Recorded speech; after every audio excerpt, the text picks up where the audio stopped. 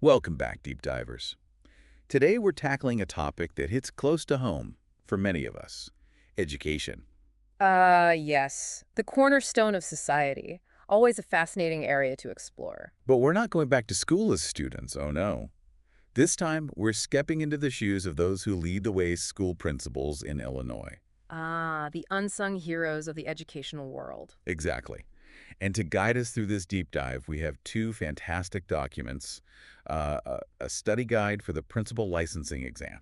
Oh, sounds intense already. Right. And a set of questions and answers that delve into, the real-world skills a principal needs. That's where the rubber meets the road. You can study all the theory you want. But nothing beats practical experience, right? Precisely. And that's what I'm hoping we can glean from these documents. A peek into the nitty-gritty of what it takes to lead a school effectively. Okay, so let's start with that licensing exam. The study guide focuses on principal as instructional leader, which honestly, even the title sounds kind of daunting. I can see why. It suggests a level of responsibility that goes beyond just, managing the day-to-day operations of a school. Right. So what does it actually mean to be an instructional leader? Like, what do they actually do? Well, in Illinois, aspiring principals actually have to pass two separate subtests as part of their licensing process. The one we're focusing on, this principal as instructional leader, really dives into how a principal guides and supports teaching and learning happening in their schools. So it's not just about budgets and So it's schedules. about getting into the heart of what education is all about. Exactly. And that's where this study guide becomes really valuable. It's designed to help candidates prepare for the subtest, which, as I mentioned, dives into two key sub-areas: planning, change, and accountability, and then instructional improvement. Okay, let's break those down a bit. Planning, change, and accountability. It sounds like a corporate jargon. Yeah. Haha. It does have a bit of that ring to it, doesn't it?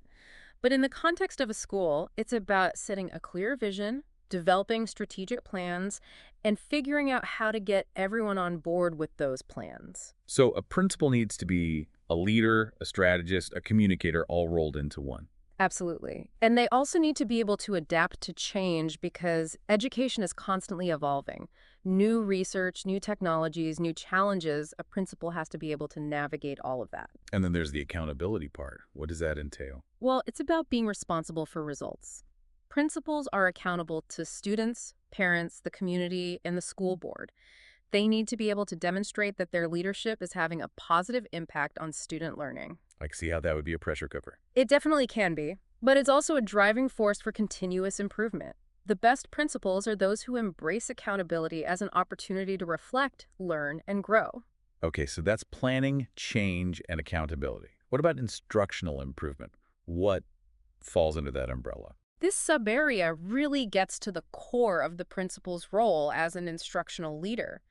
They need to be deeply involved in ensuring that teaching is high quality, that the curriculum is aligned with standards, that students are engaged and making progress. So they're not just sitting in their office crunching numbers. They're actually in the classrooms, observing, coaching, supporting teachers. Exactly. They need to be a visible presence, a resource for teachers, and a champion for best practices in teaching and learning. I'm starting to see why this licensing exam is so rigorous. It's not just about knowing the theory. It's about demonstrating a deep understanding of how to support and improve instruction. Absolutely. And the exam doesn't just test knowledge in a vacuum. It presents real-world scenarios that force candidates to think critically and apply their skills in practical situations. Okay, examples. Give me some examples of those real-world scenarios. I love that kind of stuff. All right, well, here's one that jumped out at me from the study guide. Imagine you're a principal and you're trying to implement a new reading program that you believe will really benefit students. Sounds great. Every kid needs to read well, right? Right. But some of the teachers are resistant. They've been using a different program for years. They're comfortable with it, and they're not convinced that the new program is any better. So how do you handle that as a principal? Oh, that's a tricky one. Change can be hard, even for the best of us. Exactly. And this scenario really gets at the heart of what it means to be a leader. It's not about dictating from on high, but understanding the reasons behind the resistance, addressing those concerns, and ultimately bringing people along with you. So it's about building consensus, not just giving orders. Precisely. A good principal needs to be a skilled communicator, a collaborator, and a problem solver. They need to be able to see things from multiple perspectives and find solutions that work for everyone. This is already making me think about all the challenges that principals face on a daily basis. And we've only just scratched the surface. There's so much more to explore. Okay, well, let's keep digging. We've got another document to tackle, the Study Guide Questions and Answers document. Ah, yes, that one. It's like a cheat sheet for aspiring principals. A cheat sheet. Don't tell anyone. But seriously, what kind of questions and answers are we talking about here? Give us a sneak peek. This document dives into a wide range of topics, from planning and change to instructional improvement, leadership, collaboration, accountability, really the whole gamut. Sounds comprehensive. So it's like a crash course in all things principal related. Pretty much. And what I find particularly interesting is that it goes beyond just the nuts and bolts of school administration. It really gets to the heart of what it means to lead a school community, create a positive learning environment, and inspire both students and staff to, reach their full potential. Okay, now you're making me want to apply for a principal job. Haha. Well, maybe we'll inspire some future school leaders out there. But seriously, this document doesn't shy away from the complexity of the role. It acknowledges that principals need to be skilled in so many different areas. Like what? Give me some examples. Well, think about it.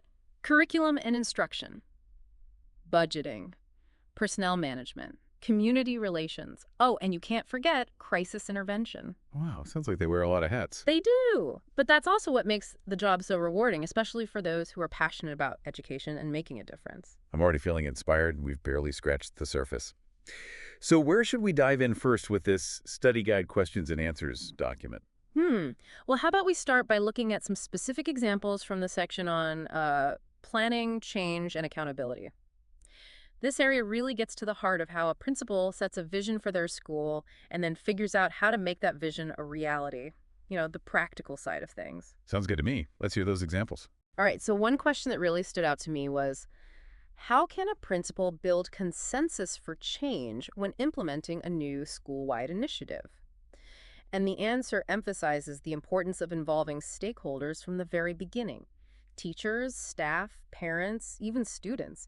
It's about getting everyone on board, creating a sense of shared ownership. That makes sense. Trying to force change on people rarely works, especially in a school setting. Right. And the document goes on to suggest specific strategies for building that consensus. Things like holding open forums, actively soliciting feedback, and, clearly articulating how the proposed changes align with the school's overall vision. So it's about being transparent, communicating effectively, and bringing people along on the journey, not just dictating from above. Exactly. And another question in this section asks about how a principal can overcome obstacles to change, which, let's be honest, are inevitable. Oh, for sure. And again, communication is key. But this question also highlights the importance of data-driven decision-making. Ah, yes, data, the language of the 21st century. Exactly. The document suggests using data to demonstrate the need for change, to track progress, and to show how the new initiatives are making a positive impact. So it's about using data to persuade, to inform, to build buy-in. Exactly. And it also suggests using data to celebrate successes along the way, which can help maintain momentum. It's like those little wins that keep everyone motivated. Precisely. And especially in a school where resources are often limited and everyone is already working so hard, it's crucial to be strategic. You make a good point. It's about focusing on what really matters and making the most of what you have. Exactly. And that's just a taste of what this document has to offer. We haven't even touched on the sections about instructional improvement or leadership. Oh, don't worry, we'll get to those. But just from these few examples, I'm already starting to see how much goes into being an effective principal. It's definitely a multifaceted role, but as we delve deeper into these documents, I think we'll start to see the patterns emerge. The patterns. Intriguing. Yes, the key principles and practices that underpin successful leadership, whether it's in a school, a business, or any organization. Okay, now you've really got me hooked. I can't wait to uncover those patterns and see what other insights we can glean from these documents. Well, then let's dive back in. We've got a lot more ground to cover. All right, ready to dive back into those questions and answers? Oh, absolutely. I'm eager to see what other insights we can unearth. What section are we tackling next? Well, last we left off, we were exploring the nitty-gritty of planning, change, and accountability. Now, let's shift gears a bit and delve into the heart of the principal's role as an instructional leader, instructional improvement. Ah, yes. Getting into the actual teaching and learning that's happening in the classrooms. That's what it's all about, right? Exactly. And this section of the document really highlights the principal's role in shaping a school's culture and ensuring that all students have access to high-quality instruction. So it's not just about managing logistics, it's about setting a tone, creating an environment where learning can thrive. I like that. It's about creating a vision, not just managing a building. So what kind of questions and answers do we see in this section? Well, one that really resonated with me was about how a principal can create a school culture that fosters high expectations for all students. That's a powerful idea. It's about believing in every student's potential, right? Absolutely. And the document goes beyond just setting ambitious goals. It talks about creating a belief system, communicating to students, staff, and families that every single student, regardless of background or previous academic performance, has the potential to succeed. I see. It's about instilling that belief in everyone. Actions speak louder than words, right? So what kind of actions can a principal take to foster that kind of culture? Well, the document suggests consistently celebrating student successes, both big and small, and providing targeted support for students who are struggling.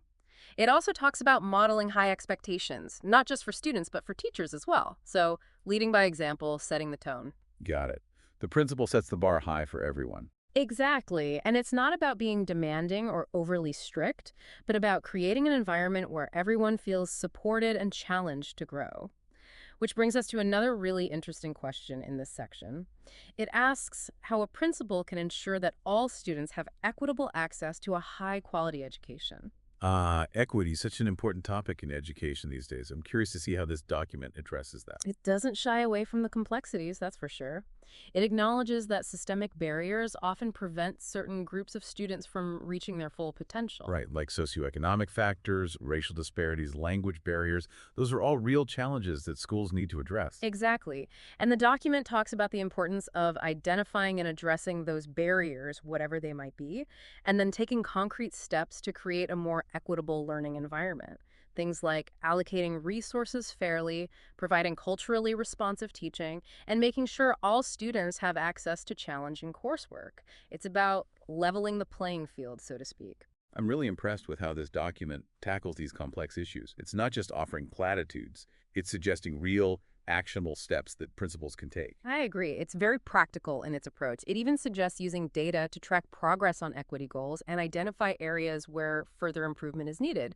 So it's not just about good intentions, it's about holding the school accountable for making real, measurable change.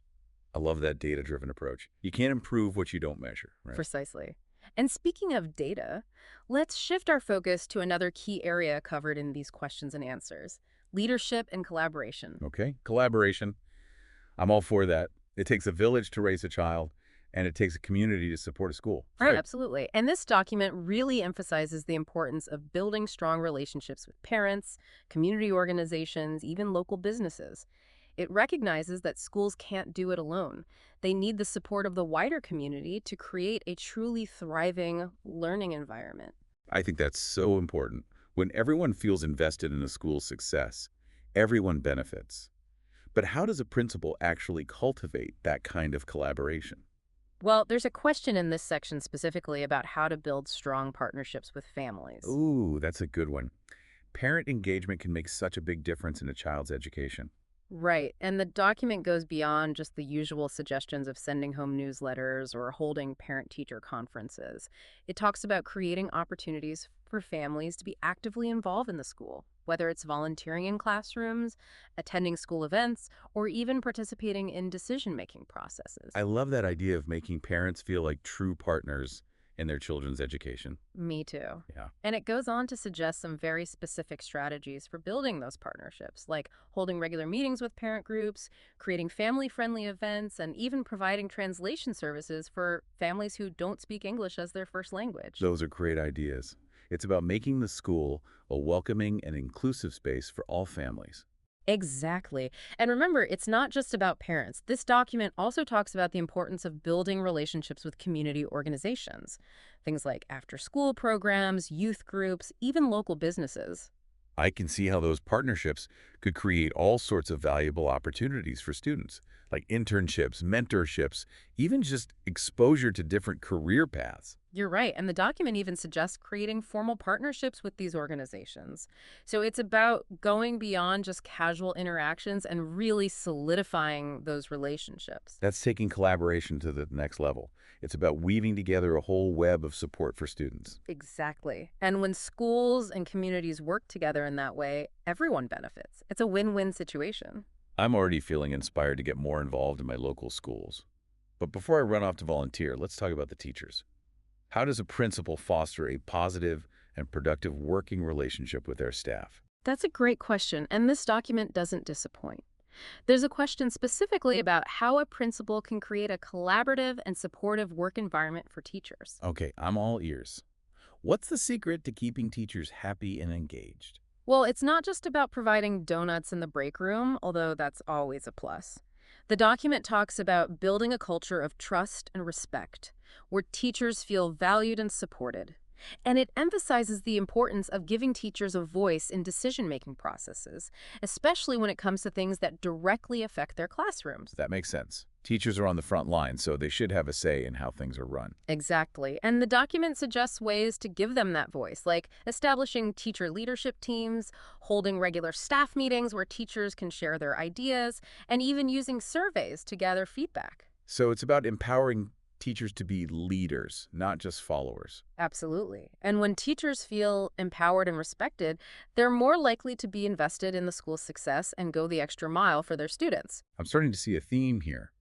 A lot of being a principal is about empowering others, students, teachers, families, the wider community. You're spot on. It's not about being a dictator, but about being a facilitator, someone who brings people together, creates a shared vision, and then provides the support and resources to make that vision a reality. I'm really starting to understand the leader part of instructional leader. It's about so much more than just giving orders and managing schedules. Exactly. And speaking of leadership, let's move on to another crucial aspect covered in this document: accountability and data. Oh, accountability.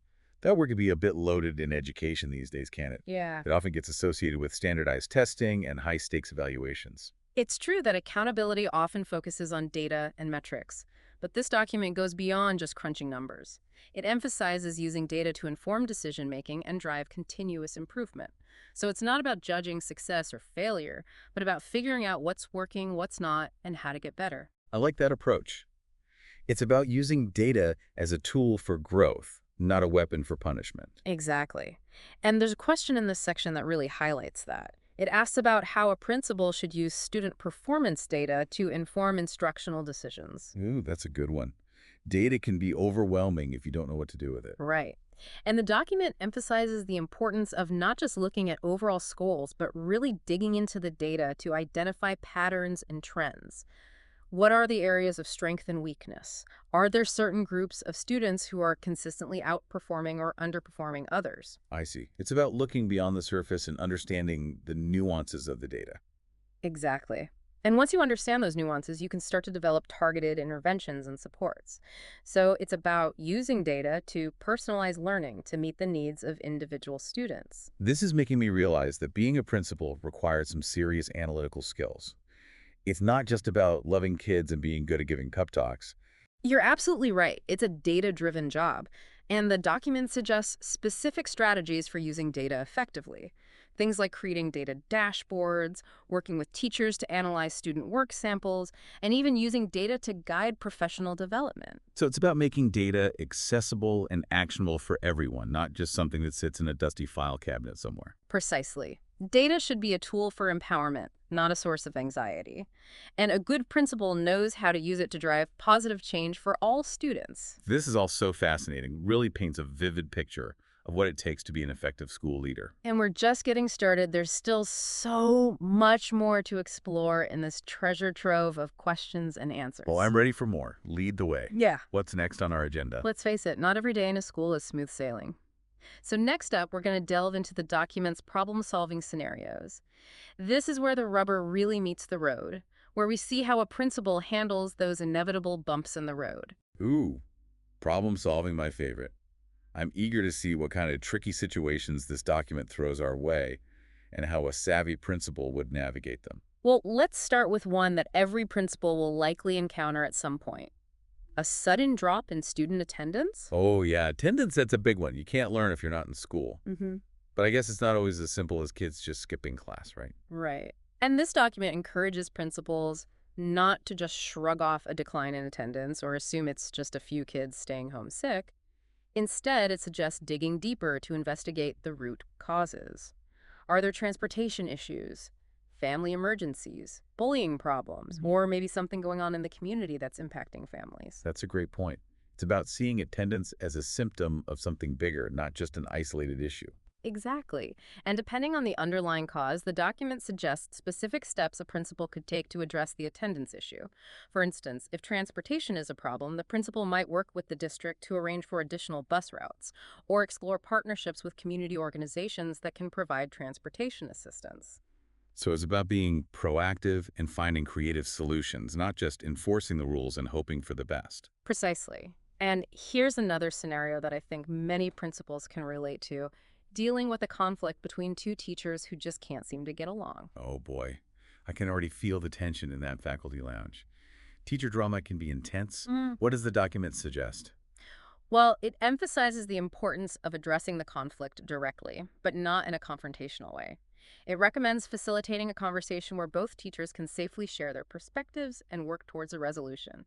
It even suggests using mediation techniques or bringing in an outside facilitator if necessary. So it's about being a peacemaker, a skilled mediator, not just a disciplinarian. Exactly. And the document goes on to suggest strategies for preventing future conflicts, like establishing clear communication protocols, fostering a culture of respect and collaboration, and providing opportunities for team building and professional development. I like that proactive approach. It's about creating an environment where conflict is less likely to arise in the first place. Right. And that brings us to another tricky scenario that many principals face: dealing with a student who's exhibiting disruptive behavior. Ah, yes, the classic classroom challenge. Mhm. Every teacher has dealt with a disruptive student at some point. What's the secret to turning things around? Well, the document cautions against jumping to punishment or simply removing the student from class. Instead, it encourages principals to look at the behavior as a form of communication. What's going on with the student that's causing them to act out? Are they struggling academically, dealing with family problems, facing bullying or social isolation? That's a good point. There's always a reason behind the behavior. Right, and once you understand the root cause, you can start to develop a plan to address it.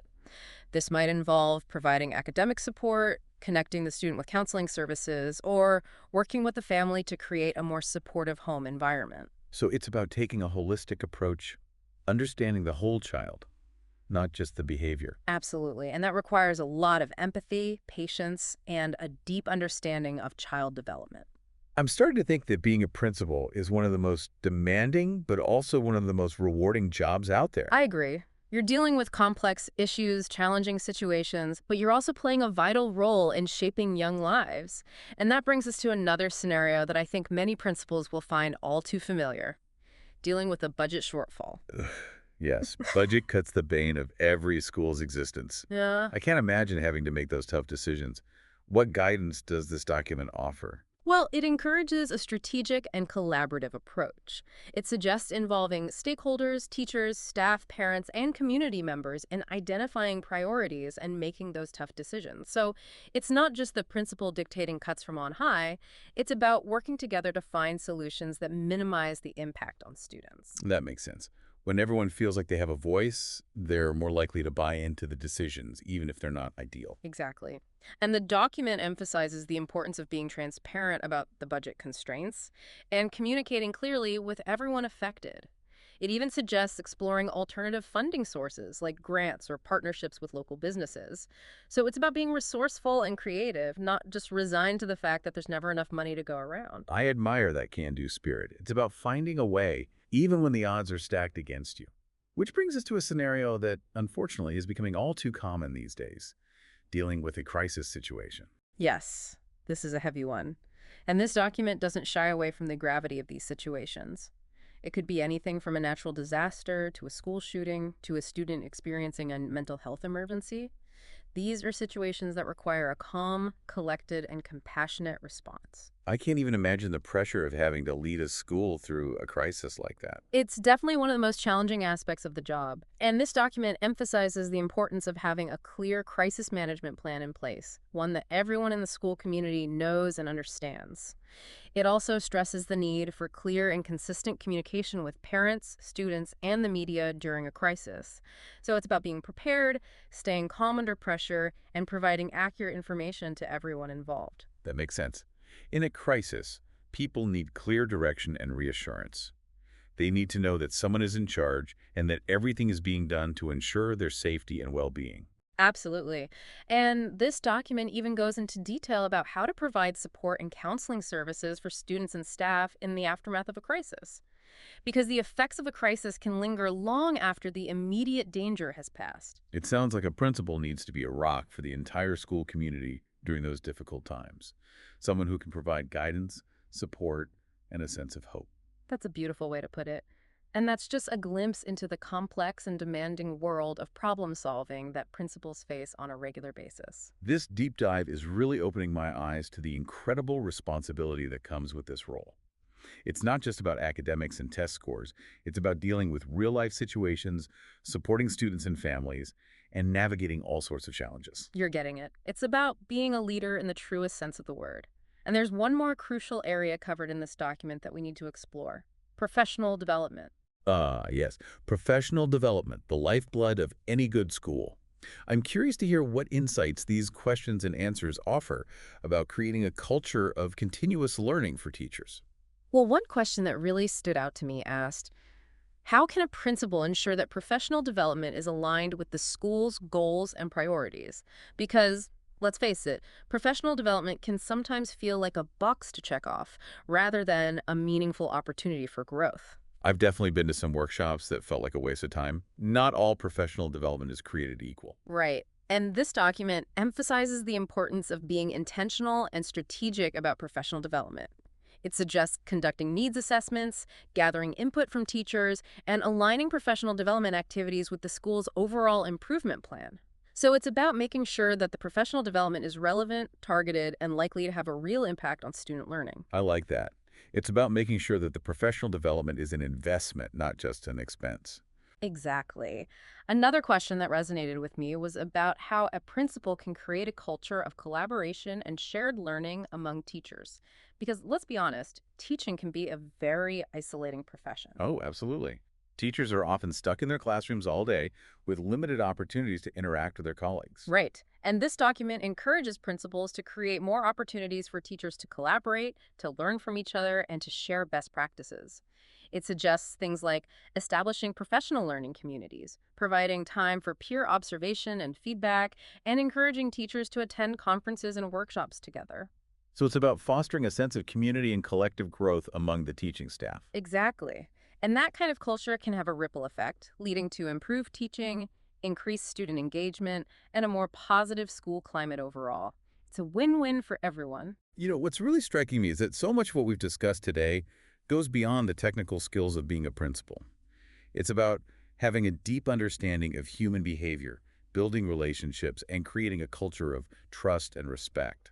You're absolutely right. These documents really emphasize the human element of leadership. It's not just about managing systems and processes. It's about connecting with people, understanding their motivations, and inspiring them to do their best work. And that brings us to the final section of this treasure trove of knowledge, additional leadership skills. I'm curious to see what gems await us in this section. Well, one question that immediately caught my attention was, how can a principal balance the competing needs of students, staff, parents, and the community? Ooh, that's a tough one. It's like being a juggler, trying to keep all those balls in the air without dropping any.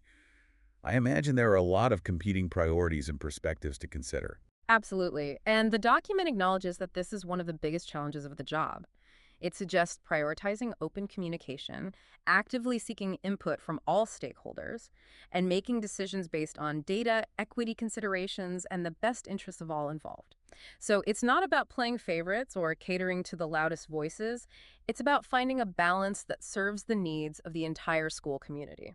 It sounds like a principal needs to be a master negotiator and diplomat. not just a manager. Exactly. And it requires strong emotional intelligence, the ability to see things from multiple perspectives, and the willingness to make tough decisions even when they're not popular with everyone. I'm starting to understand why they say that being a principal is one of the most challenging but also one of the most rewarding jobs in the world. You're right. It's a complex and demanding role, but it's also an incredibly impactful one. And that brings me to a final thought-provoking question from this document. What leadership qualities are most critical for a principal's success? Ooh, that's a great question to ponder. What do these documents suggest? Well, they highlight a whole range of essential qualities: vision, empathy, resilience, communication skills, problem-solving abilities, and a deep commitment to equity and excellence. But what really stood out to me was the emphasis on the human element of leadership. Yes, principals need to be skilled in data analysis, budgeting, and policy implementation, but ultimately their success hinges on their ability to connect with people, to inspire, motivate, empower, and build strong relationships. It's about leading with both your head and your heart. Exactly. And that brings us to one final crucial aspect of school leadership that these documents highlight: ethics and integrity. Okay, now we're getting into the heart of what makes a truly great leader in any field, not just education. What did these documents say about ethical decision-making in a school setting? They emphasize that a principal's actions set the tone for the entire school community. It's not enough to just follow the rules. A principal needs to model ethical behavior in every interaction, whether it's with students, staff, parents, or community members. So it's about walking the walk, not just talking the talk, leading by example. And I imagine that can be tricky at times. There are bound to be gray areas, situations where there's no easy answer. You're right. And the documents acknowledge that. They don't offer simple solutions, but they do encourage principals to rely on their core values, to consult with trusted colleagues, and to consider the long-term impact of their decisions. It's about doing what's right, even when it's hard. It sounds like ethical leadership is about more than just avoiding trouble. It's about actively striving to do what's best for everyone involved, even when it's difficult. Exactly. And that's a powerful message that resonates far beyond the walls of a school. It's a message that applies to anyone in a position of leadership. Wow, this deep dive has really been a journey. We've gone from decoding the intricacies of a licensing exam to exploring the profound impact of ethical leadership. And we've only scratched the surface. There's so much more to uncover in these documents. But I think we've covered some of the key highlights, the essential elements of what it takes to be a successful school leader. I agree. And I think we've also uncovered some valuable insights about leadership in general. The principles we've discussed today: collaboration, communication, empathy, integrity, those are all transferable skills that can be applied in any setting. Absolutely. And that's what makes this deep dive so rewarding. We're not just learning about a specific job, we're exploring the fundamental qualities that make for effective leadership in any field. I couldn't have said it better myself. Well, on that note, I want to thank you for joining me on this deep dive into the fascinating world of school leadership in Illinois. It's been an eye-opening journey. It really has. And to our listeners, thank you for diving deep with us. We hope you've gained some valuable insights, not just into the role of a school principal, but into the nature of leadership itself. Remember, leadership isn't about having all the answers. It's about asking the right questions, being open to learning and growing, and creating an environment where everyone feels valued and empowered to contribute. And on that inspiring note, we'll wrap up this episode of The Deep Dive. Until next time, keep exploring, keep learning, and keep leading with both your head and your heart. You know, as we've been talking, I keep thinking about how much of what we've uncovered in these documents goes beyond the specific role of a school principal. These principles of leadership, of building relationships, fostering collaboration, making ethical decisions, they're applicable in so many different contexts. I was just thinking the same thing. It's like a master class in leadership, disguised as a deep dive into becoming a school principal. Exactly. And speaking of leadership, one final question from these materials that really stuck with me is this: what are the biggest challenges facing school leaders today, and how can they be addressed effectively? That's a great question to ponder. I feel like we've only just scratched the surface of this complex role. It's true. The documents offer a wealth of insights, but they also acknowledge that there's no one-size-fits-all solution. Every school, every community, every student population is unique. What works in one context might not work in another. So what are some of the challenges that these documents highlight? What are the things that keep principals up at night? Well, they talk about things like shrinking budgets, increasing accountability pressures, the growing mental health needs of students, and the constantly evolving landscape of technology. These are all big systemic issues that require creative solutions and a lot of resilience. It sounds like principals need to be incredibly adaptable and resourceful to navigate those challenges, Mhm. not to mention compassionate, given the mental health needs of students these days. Absolutely. And the documents emphasize the importance of building a strong support network, both within the school and in the wider community. It's not a job you can do alone. You need a team of people you can rely on, people who share your vision and are committed to working together to overcome those challenges. It truly takes a village to raise a child, and it takes a whole community to support a school. Well said. And on that note, I want to thank you for joining me on this deep dive into the world of school leadership. It's been an eye-opening journey, to say the least. It really has. And to our listeners, thank you for diving deep with us.